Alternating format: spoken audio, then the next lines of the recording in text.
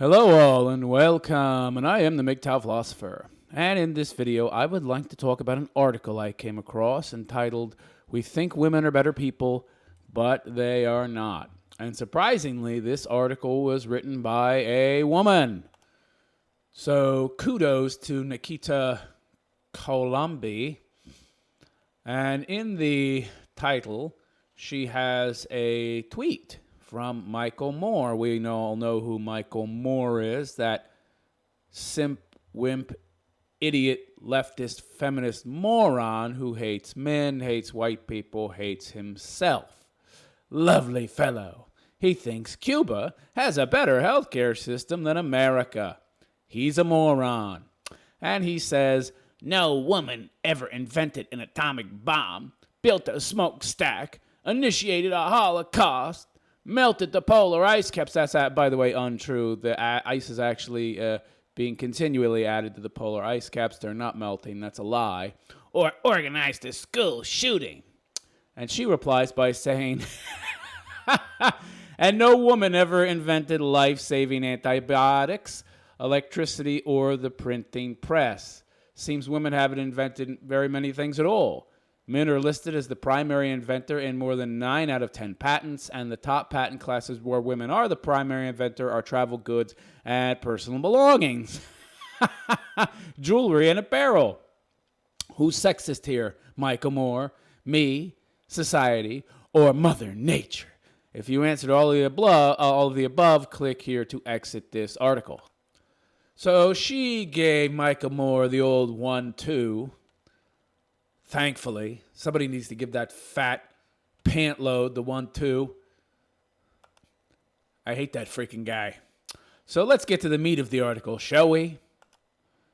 In The Myth of Male Power, Warren Farrell remarked, feminism suggested that God might be a she, but it never suggested that the devil might also be a she, of course, because women in no way want to allude to the fact that they have as much capacity for evil as a man. It goes against their narrative.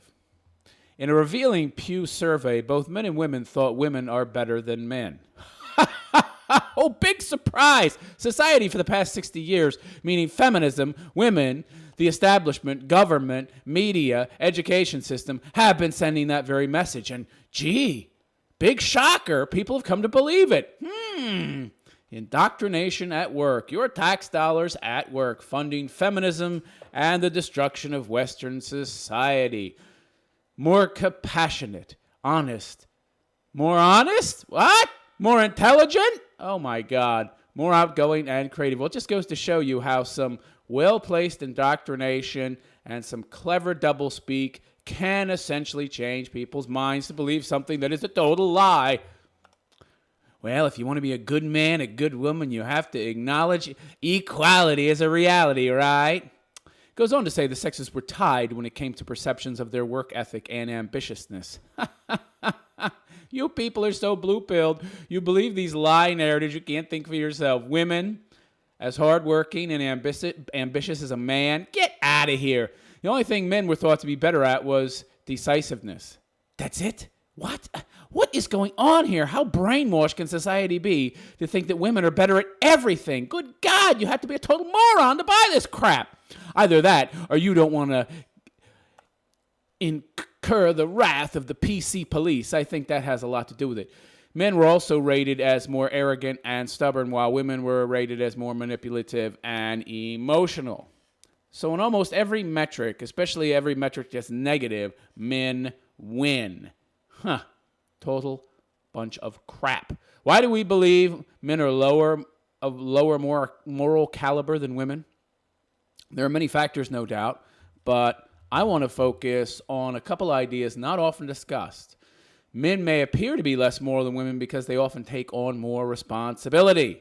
Yeah, they're doing more stuff, which increases the chances of mishandling responsibility and putting others in harm's way. And because of how men and women reward each other, men have to do more to impress the opposite sex and therefore have to take more risks, which means breaking some rules, making some rules, and then enforcing those rules. So essentially, a man is putting himself out there more to be judged in the first place.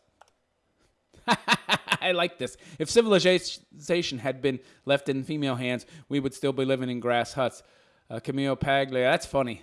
It's true. It's so true. Can you imagine if women were in charge? Oh, my God. We wouldn't have gotten this far. And we wouldn't have had all those wonderful antibiotics and all those wonderful inventions that have saved lives. And the human species would probably be extinct. Chew on that, Michael Moore, moron, with your pontificating about atomic weapons. Well, how about we don't exist at all, you idiot? Huh? How about that? Would that make you more happy, you fool? The article goes on to say, throughout history, there have been great male leaders, good male leaders, bad male leaders, and some downright evil male leaders. But women in positions of power haven't exactly been benevolent saints, as unassuming as their pantsuits or equivalent might have been. In King of the Mountain, which analyzes the nature of political leadership, Arnold M. Ludwig writes that of the small percentage of 20th century leaders that were women, most seemed just as willing to risk their lives and personal freedom for their political convictions. Yet most spent less than a year in office. What attests even more to their being the equal of their male counterparts is that several had administrators that were just as corrupt. One prime example is Dilma Rousseff. On an individual level, by the way, this really should talk about how women throughout history, of all the female leaders that have existed in the past 800 years as European monarchs and rulers, that they were something like 17% more likely to go to war than men, okay? So women are in no way angels and in no way better than men, and they're more violent than men, by the way. On an individual level, women are about as likely as men to be aggressors in intimate partner violence. No, they are more likely to be so. They are more likely to initiate violence. They are just less likely to get caught because men don't report, generally speaking. Yet there are little to no resources available to male victims of domestic violence. Boys are also more likely than girls to experience completed sexual assault. Do you hear that, ladies? Do you hear that? Boys are more likely than you to experience completed sexual assault and are later more likely to commit suicide. Yeah. Do you hear that, ladies? Are you aware of the 87% suicide rate for men as compared to only 13% of suicides being women? Oh, you just don't care. That's right. And women get shorter sentences than men for the same crimes and are twice as likely to avoid incarceration at all. No incarceration. Twice as likely to get no sentence whatsoever if convicted of the same crime. Very interesting. Where's our male privilege, by the way? Boy, I'm sure not seeing it. I'm seeing a lot for women, though.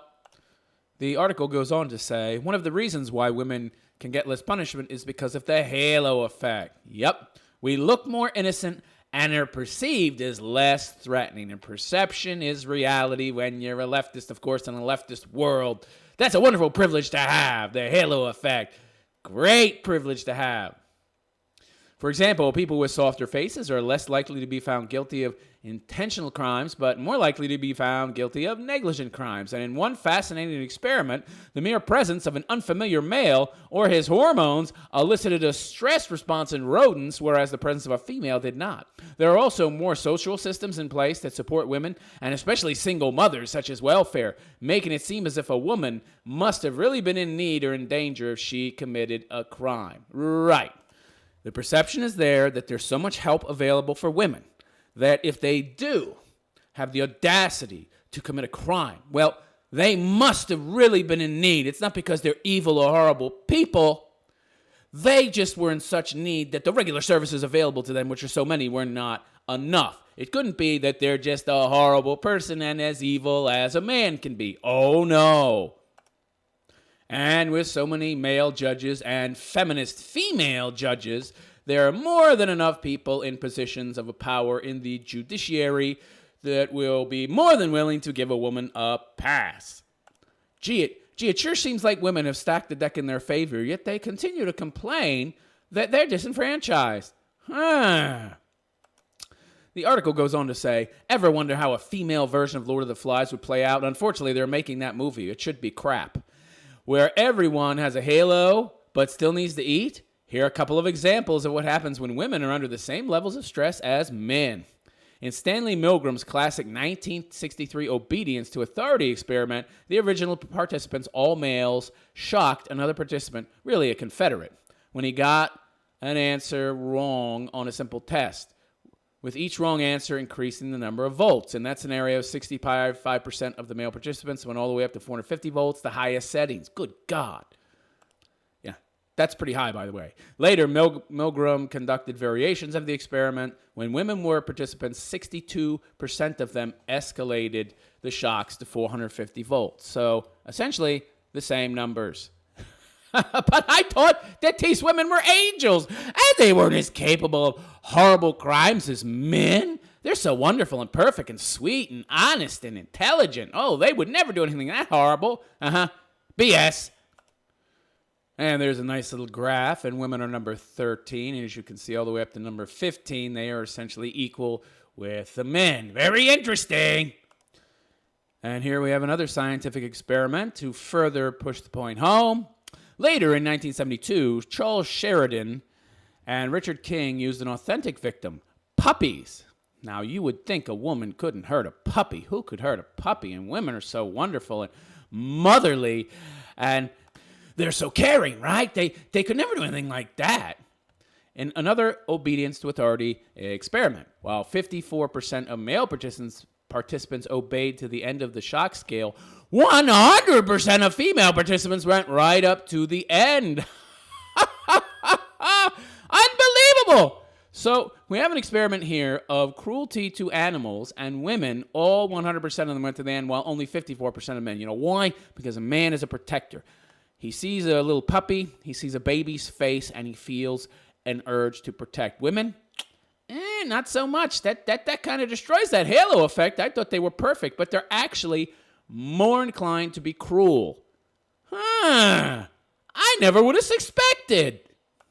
The article continues by saying, interestingly, in recent Good Samaritan experiments, the same number of men and women walked by people needing help. And in a recent variation of Solomon Asch's conformity experiment, women agreed with group judgments at higher rates than men. Of course, men are individualistic. This is something we already know. While women, they just want to go along to get along. They're group thinkers. They're collectivists. So, of course, they go along with groups more, which is why we've had so much horror in the 20th and now 21st century. We have women to thank for that, women and their ideologies. This story goes on to say, if you don't think these experiments reflect reality, consider that in Germany, since World War II, just 3 out of the 3,700 women who worked at Nazi death camps were Nazis were big on equality, too. There were plenty of women in positions of power and authority that used to love torturing Jews who worked at Nazi death camps were investigated for their roles they played as collaborators to mass murder. 3 out of 3,700. Boy, oh boy, that halo effect really comes in handy, huh? A couple of the most brutal guards, Charlotte S. and Gisela S., will never be prosecuted because, well, they're just frail old women. Of course, the frail old guys I've seen hauled into court in their 70s, 80s, and 90s, well, they get prosecuted and nobody feels bad about them. Very interesting. If you're a woman and you're a mass murderer, well, you get a pass because you're old. And none of us could stomach prosecuting an old lady, but we're just fine stringing up and hanging an old 95-year-old guy who has an oxygen tank attached to him. Very interesting. He's hanging there from a tree with an oxygen tank around his waist. Other studies have revealed that men are more likely than women to reconcile with their opponent after conflict. Right. Men make peace more than women. We know this to be true as men. We've been that man and that boy on the playground, get into a fight, and then you become best friends afterwards. With women, not so much. And when you're talking about positions of power and authority, that's not a good trait to have, that you cannot resolve conflicts and be friends with your adversary after hostilities have ceased, and are more comfortable standing out from their same-sex peers, have greater tolerance of same-sex peers, things we all know. Men are more tolerant than women. Big surprise. Engage in less social ostracism, of course. Women ostracize, they gossip, they say mean, nasty things about their peers, and are more willing to resolve conflicts with their same-sex peers. Women don't get along with other women. They gossip, say mean, nasty things about their peers in general, and are generally very petty. Big surprise. I didn't know any of this. The story goes on to say, in a hidden camera experiment, yet more scientific evidence, no men gave in when underage teens asked them to buy alcohol, while women were more lenient. Right, men understand the consequences of their actions more, while women will be swayed by their emotions and not think about the possible outcome of their actions. Throughout history, women, unlike men, did not have to take as many risks or necessarily cooperate with others to continue their line. Men did all the heavy lifting. And still do, by the way. Through sampling the genetics of various populations alive today, biologist Jason Wilder determined that humanity's ancestors are roughly 67% women and 33% men. Oh, where's the male privilege? Our ancestors, there were twice as many women. Because, just like today, men had to die in wars, do all the work, but women are somehow, they're somehow oppressed. There were half as many men as women because we protected them and treated them as if they were some kind of special being with a halo over their head. But they are oppressed and we are privileged, even though there were half as many of us because we were dying to protect them. Very interesting.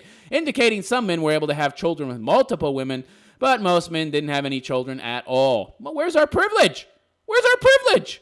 Privileged man, he'd be getting all the women he wanted. I thought that we were running society. I thought that we were the big head honchos and we got whatever we wanted. No? But women get any man they want. Even fat women can get guys. Just post an ad on a chubby chaser website and boom, you got a guy there who might actually be attractive. And he could have money, you don't know. If he's into chubby chicks, he'll look at her and see something as hot as, Selma Hayek in her prime. The article goes on to say men typically care little about how much money a woman makes. Yeah, we don't care. Unless you're some kind of loser mimbo with no ambition, and there's not that many of those. Some surfer dude who doesn't want to work and wants to lay on the couch all day and doesn't care about money and wants to marry some rich broad. That's not a very common guy. So, yeah, we don't care a lot about money. How much money a woman makes when selecting a mate. Caring more about physical attractiveness, right, because that generally reflects her fertility, whereas women still prefer dating an older and wealthier man. In other words, women get more rewarded for just existing, while men get more rewarded for actually doing stuff, which is what I've always said. So, where's the privilege? Men actually have to do stuff to get rewarded, while women, they don't have to do anything. They just get the message, the very real message, which is reinforced by the actions of men, that all they have to do is exist, and they get stuff. I wonder where their entitlement mentality comes from. The article continues by saying men are expected to do good on behalf of society. Right. Sacrifice yourself. Be a good trad con dog and marry that woman and sacrifice your life for her and for society. But doing good is really the expected average for men. You don't get any kudos for sacrificing your entire existence. Oh no. Men are cheap. Men fulfilling the foundational requirements of an economy or society: raw material extraction, fabrication, movement, management, regulation, creation, and enforcement, power generation, utility services, and maintenance, and public safety is all taken for granted, by the way, or would allow us to progress civilization, something that men have always done and something women have never given us kudos for, and we have never got less kudos than we do now. To discredit the very population that provides that foundation is hubristic action on the part of society and shows a patent level of socially accepted entitlement. Right. This is a great way for a social contract to unravel and unwind itself, which is what we are seeing now in the West. Thank you, women. Thank you, feminism. In television and movies, we make men wear masks when they do good things, so their contributions to society are anonymous, and therefore they don't get to be on the good person list. Batman, Bruce Wayne, Spider-Man, Peter Parker, right. You're not allowed to benefit from your extraordinary good actions because you're just a man. And Clark Kent, the Teenage Mutant Ninja Turtles, James Bond, all of them lived double lives. If they weren't wearing masks and we had to acknowledge their heroic deeds, it wouldn't be as easy to exploit their disposability. I like this woman already. I didn't think I would like her, but I like her. Now, she could be a chameleon, but gosh darn, she sure is making a lot of sense regardless. The article goes on to say it is largely men who have built civilization, and still today men make up the majority of the workforce and work longer hours than women. Not only do they make up the majority of the labor workforce. How many women are in positions that are infrastructure upkeep and adding on to that infrastructure and building it up? Next to none. And work longer hours than women, but we don't like to give them credit for those contributions. Of course not, because we're trying to remove them from power and replace them with dummies, useful idiot puppets who we can pull their strings and get what we want, the we being the global elites, of course. As Chris Rock hilariously points out, women need food, water, and compliments, and your daddy makes sure you thank your mama for everything. Nobody ever says, hey, daddy, thanks for knocking out the rent. Hey, daddy, I sure love this hot water. Hey, daddy, it's easy to read with all this light. Right. Women are giving kudos while men are giving nothing. Perhaps because women are seen as what they actually are, the weaker sex, and have very little self-esteem and self-confidence because, again, they are the weaker sex. They lack the ability in most cases to give themselves self-esteem and self-confidence. So they're seen as needing more validation than men. While men, they're so self-sufficient. They're strong. They're stoic. They don't need our compliments. Of course, now it's purposeful, okay? We want them to feel, that being we, being the feminists and the global elites, yeah, we want them to be powerless. We want them to feel as if they have no hand in the operation of day-to-day things. We don't want them to be in power. So we're never going to acknowledge the good things they do and let them know that they have power. We want them to believe they don't, so they won't exercise it to begin with.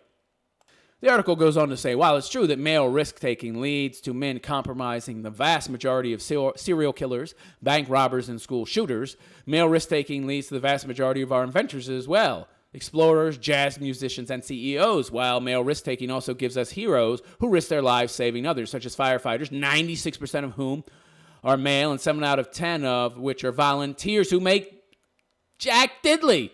Yet we can't acknowledge them as firemen? Oh, no, we can't acknowledge that they're men. Right. Don't give kudos to men. Of course, you're going to have a double standard and always give kudos to women. But and break your own rule, because feminism is contrary and contradictory by nature. But we cannot acknowledge the good deeds of men.